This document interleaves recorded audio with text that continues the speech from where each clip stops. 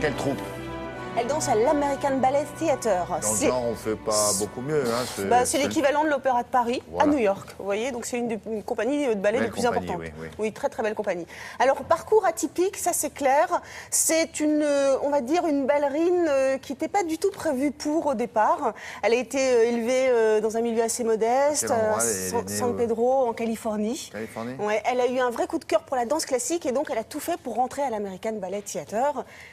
Elle a été refusée, d'une part parce qu'elle était considérée comme trop vieille, trop âgée, elle avait déjà 13 ans, les pieds trop grands, les jambes trop musclées, donc pas du tout le corps d'une danseuse classique, eh ben oui.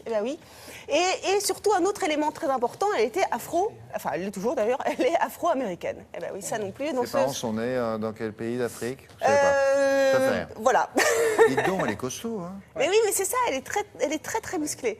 Donc elle a jamais baissé les bras, elle a toujours persévéré, elle est allée jusqu'au bout, elle a continué à danser dans les rues, les terrains de basket, enfin, vraiment partout. Et finalement, à 18 ans, elle rentre à l'American Ballet Theatre.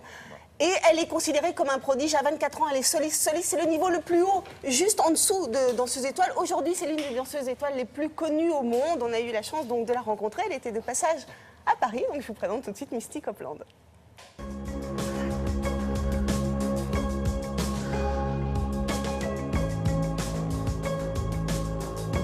Nous vous remercions d'avoir soumis votre candidature pour joindre notre académie de ballet. Malheureusement, vous n'avez pas été sélectionné. Vos pieds, tendons d'Achille, en dehors, hauteur de torse et buste ne sont pas appropriés au ballet. Vous n'avez pas un corps de ballerine. Et à 13 ans, vous êtes déjà trop âgée pour être admise. Bonjour Misty. Bonjour. Qu'est-ce qui a fait qu'à un moment donné, vous avez eu envie de faire ce métier? Je n'avais jamais vu de ballet dans ma vie avant que je ne commence à danser à l'âge de 13 ans. Je n'avais jamais entendu de musique classique et ça ne m'intéressait pas de danser dessus. Et puis un jour, j'ai pris mon premier cours sur un terrain de basketball et je suis tombée totalement amoureuse de cette danse.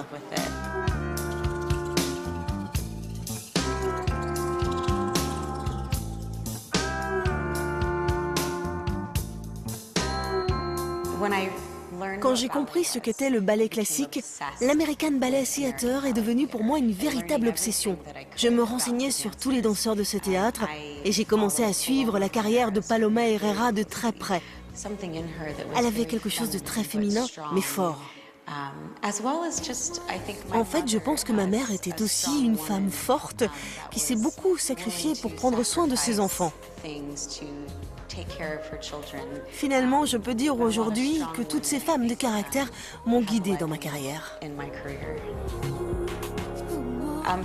Dès que j'ai commencé à danser, j'ai été considérée comme un prodige.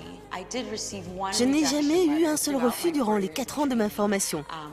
Ça a été un véritable choc quand j'ai reçu cette lettre de refus. J'ai pensé que c'était peut-être à cause de la couleur de ma peau et que ça allait me poursuivre durant toute ma carrière. Mais finalement, ça m'a permis de continuer à me battre et à faire mes preuves pour devenir une grande professionnelle.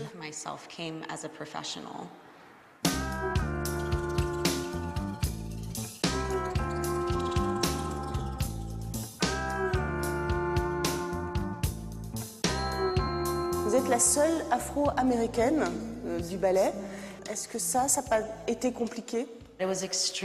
Ça a été extrêmement difficile d'être une adolescente et d'avoir suffisamment de maturité sur scène face au public. Je ne me sentais pas toujours bien dans ma peau, mais l'American Ballet Theatre a été incroyable avec moi. Et je pense qu'ils ont compris plus vite que les autres ballets que pour que notre art continue à vivre, il fallait accepter le changement et s'ouvrir aux autres.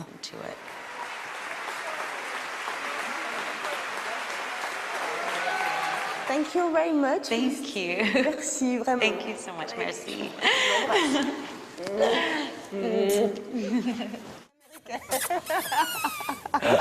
Entre collègues ballerines, on s'embrasse. Écoutez, ça se voit pas. Pour résumer, pourquoi on a été voir cette jeune femme? C'est la seule danseuse afro-américaine, noire américaine ouais, tout à fait. dans une troupe aussi qui est célèbre. prestigieuse. Il y en a eu dans les années 80, exactement, ouais. il y en a eu 2 exactement. Mais en ce moment, il n'y en a qu'une.